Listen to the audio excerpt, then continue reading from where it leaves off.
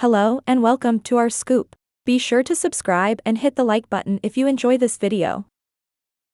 Story 1. My girlfriend of 7 years cheated on me with a fresh out of high school 18-year-old guy. I, 28, was cheated on by my 29 girlfriend. My girlfriend and I have been together for 7 years. We met while working in a restaurant and she had a boyfriend at the time. Long story short, for her previous relationship, she cheated on that guy to be with me. Following her breakup with her ex, I thought everything would be great, and for a while it was.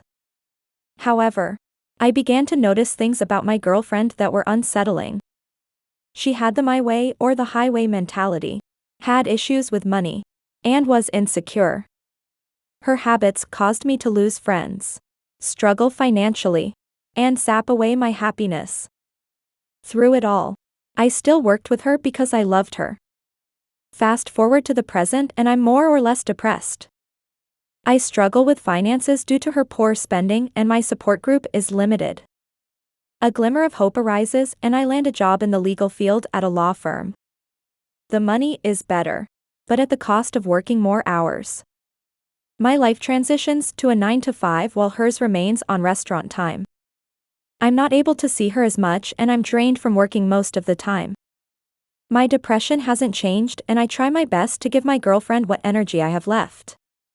She tells me that I'm distant and not trying, but I'm giving everything I have. If I wake up at 50% me, I give her that 50%. I begin to watch her grow distant with me. Always hanging out after her shifts at work and talking to her male coworker. Her coworker is some 18-year-old who just finished high school. At first, I thought nothing of it because she told me that she didn't see him like that. In the past, I've been scolded for having female friends, but I didn't want to act like her and do the same. I trusted her to be faithful and was betrayed. My girlfriend stopped having intimate time with me and blamed it on her medication. She was cold and wouldn't text me as much. I finally caught her when she asked to come over one night. I let her in my home and into my bed thinking nothing of it.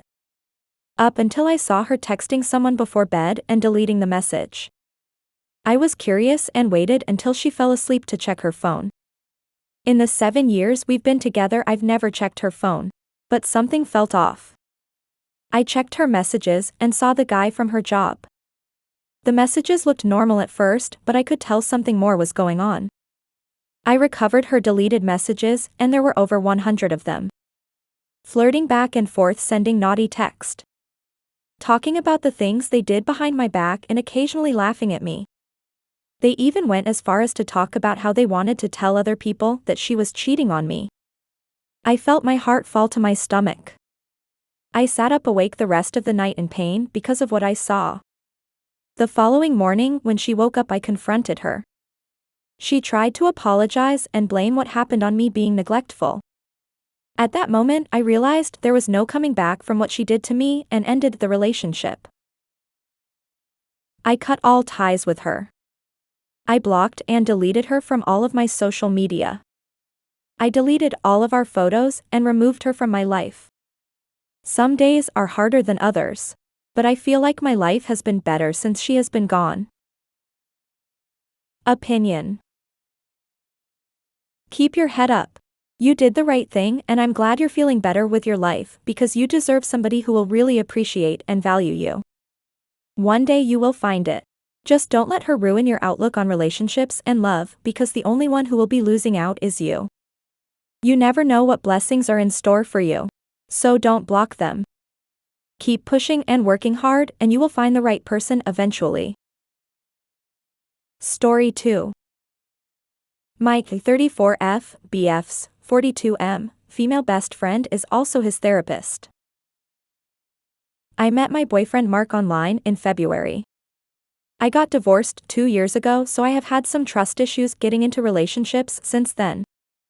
Anytime it started to get serious I would freak out and end it. It's just been hard for me to let anyone in again. I went and met Mark in his country in June.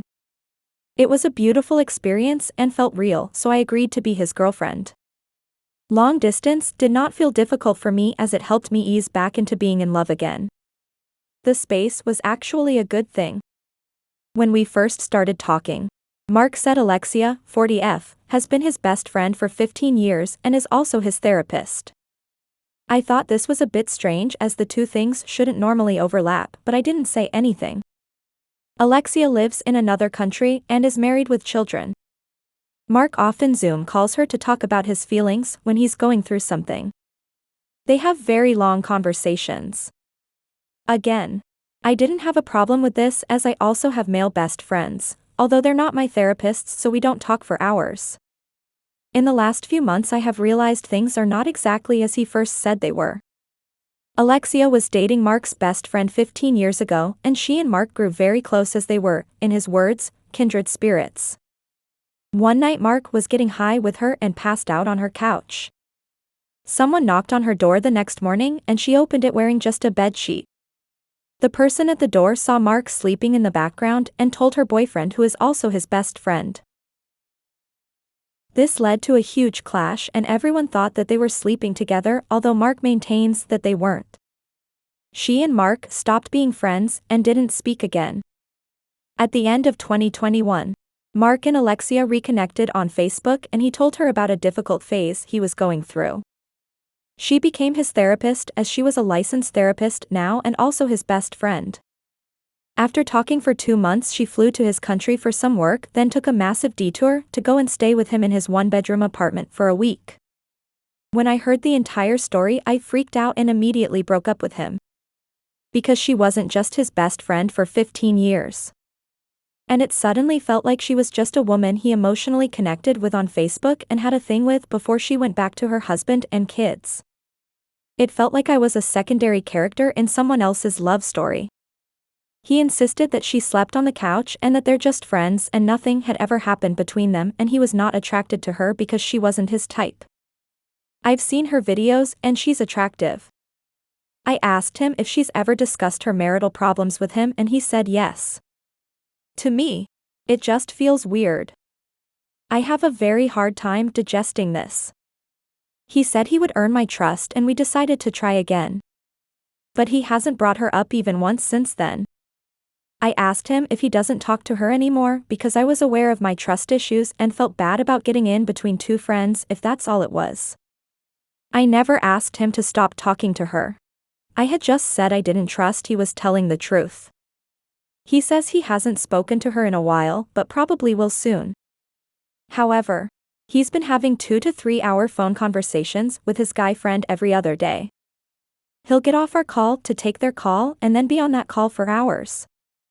Every instinct that I have says that he's talking to her and just lying to me about it so that there are no more issues.